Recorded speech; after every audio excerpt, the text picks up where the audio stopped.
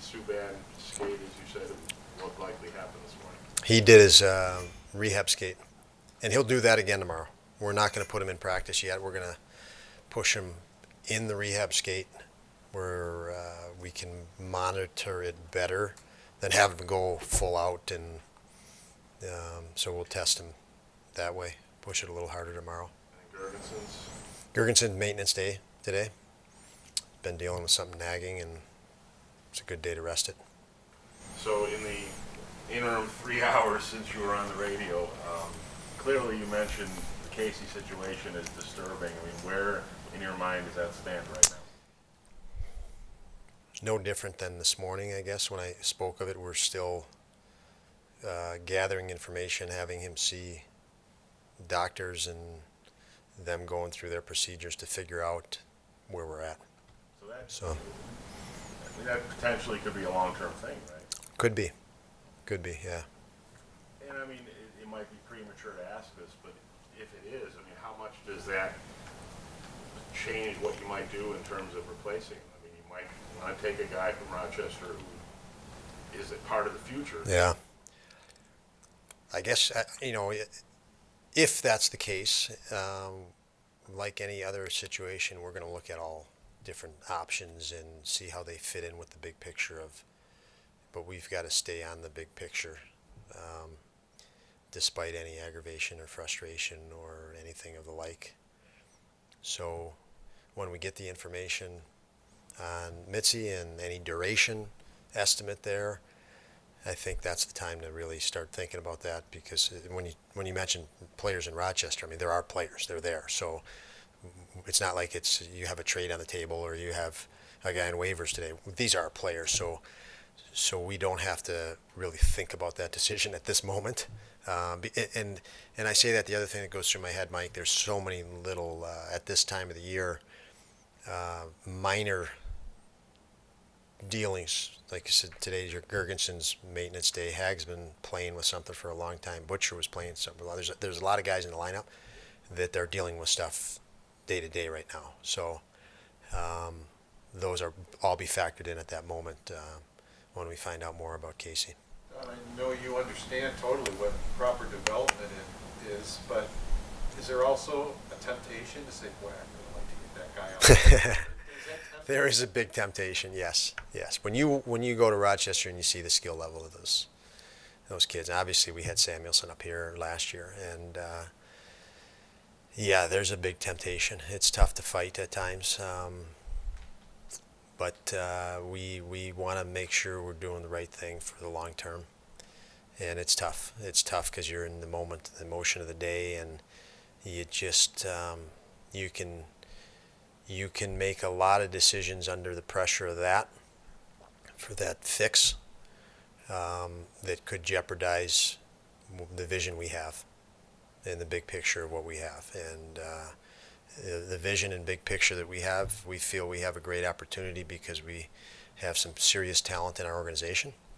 And we've seen that. We've seen the Mittelstads and Thompsons Cousins just evolve their game to show some spectacular things that they weren't showing those things pretty recently. I mean, in the same calendar year we're talking about, weren't even in the lineup. So, the progress is so visible and great, and the ceiling for those guys is immense. So not only have they progressed, but their ceiling is, very high. So when we think of that and dipping into Rochester, that's the consideration. We want guys to get,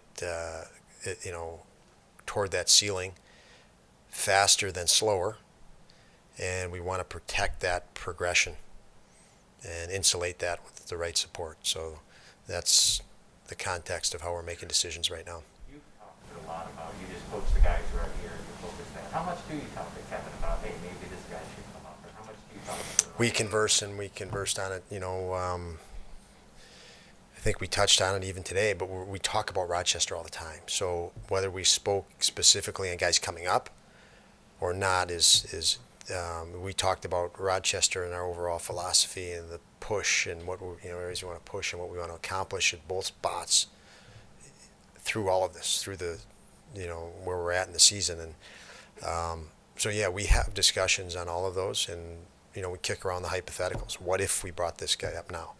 But like I said, in answering Paul there was, we put it in the context of the big picture of where we want this franchise to be in months and the start of next season, say, and that would be the big picture right now. And then the bigger picture would be into the season next year or longer. And, we feel, again, in this calendar year, we had guys that were consistent healthy scratches, were Tage and Mitzi and Aspie and Dylan.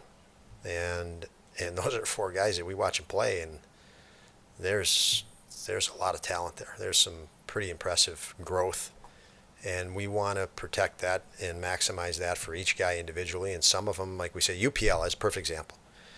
He's up here right now. There's an opportunity right now, but he is in a developmental phase of his career. And Rochester is he doesn't have to clear waivers to go down there. It's a great spot for a guy to develop. And we have an opportunity here, so we're going to throw him in here. But we don't want him to lose perspective that he's in a developmental situation. This is a bonus that he gets to play NHL games right now. Because even in other organizations, he wouldn't be able to do that. So let's use it as a positive and make sure it doesn't stunt any growth or development. And that's really the essence of what we're trying to make sure we protect and proceed that way.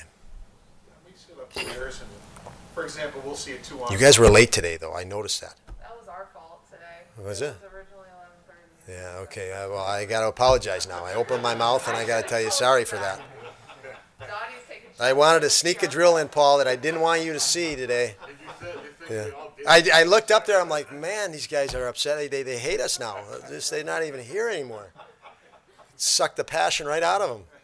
So, sorry. Go ahead, Paul. It's easy to sit upstairs and watch a 2-on-1 and say, boy, why did he pass it there? What's he doing? That kind of thing. Isn't it? It's easy to sit on the bench and say it too. It is, but it seems like you guys do pass a lot on 2-on-1s. Sometimes, a lot of times, it looks like the play is covered. Would you prefer the guys shoot more? I'd prefer killer instinct. I think of you just, I don't know the visual specific 2-on-1 you might have in your mind, but any 2-on-1 to me is decisive action, killer instinct. And when you start looking, as we say, lateral or east-west and not directly north, this is more passive. This is maybe I want to make a pretty play. This is I want to score a damn goal. And we want that, definitely. So, if that answers your question. It does, yeah. A lot of times it looks like the middle's open, and you just go right down the slot and get a good opportunity, and then it's like you're trying to be unselfish and pass it to Yeah. a guy who, the one guy is kind of covering him. And it seems like, I don't know, maybe it's just a perception, but it seems like we see that a lot. Yeah, and I think that's a growth thing for some guys. Some guys like Jack Quinn, you wouldn't have to do that with. That kid wants to score every time he gets a puck on a stick. So he's always a threat. He's always a shooting threat. And when you posture as a shooting threat, you freeze the goalie, you may freeze the defender.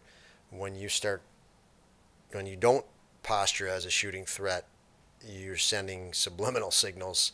I mean, these guys have, on a defensive end or goaltending end, have seen this rep after rep after rep. So it's intuitive and instinctive in just the different mannerisms of posture and how you prep a puck and where your shoulders are facing, are sending signals to the opposition, whether to slide if you're a defenseman or jump if you're a defenseman and hold your position if you're a D or a goalie, or a pass is coming. And it's all subliminal. So, the guys that are the greatest players are commanding in those situations because they're a shooting threat.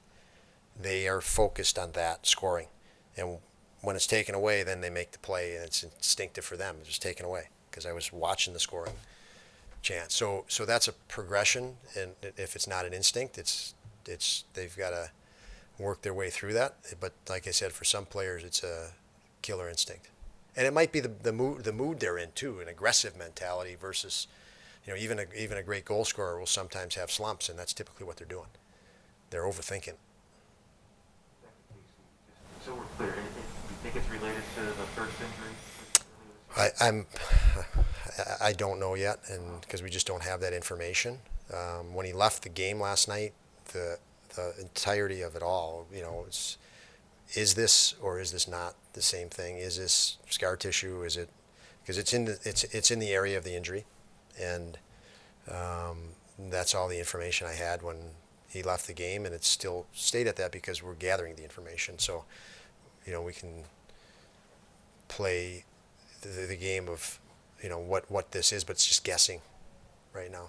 How much do you feel for him after what he went through? Oh, awful for him that he even had to leave a game.